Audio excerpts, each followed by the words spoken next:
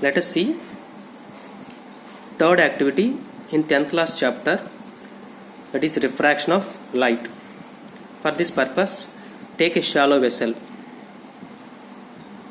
and a coin is placed at the bottom of the vessel near the edge of the vessel.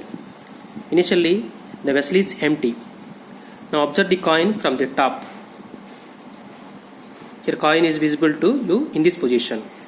Now move away from the vessel until you can't see the coin. In this position, we are unable to see the coin. Now pour water gently in the vessel. Now we are able to see the coin from this position. This is due to refraction of light when it travels from one medium to another medium. Here light is traveling from coin through the two media, that is from water to air. At the interface of water and air, the light undergoes bending. According to Fermat's principle, light always chooses a path. Light always chooses a path which takes shortest time to travel between 2 points.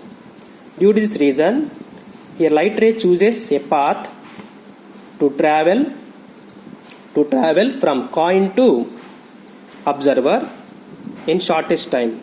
Due to this reason, there is a bending of light when it travels from water to air. This explains the bending or refraction of light when it travels from one medium to another medium. Suppose if the water is removed from the vessel and the vessel is placed at the same position. Now we are unable to see the coin. Again, if you pour water gently, now we can see the coin from this position.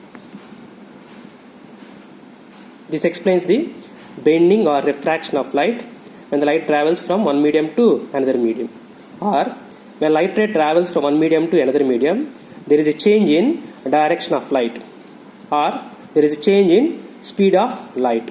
Because of change in speed of light, light takes shortest time to travel between 2 points. That is Fermat's principle. Okay.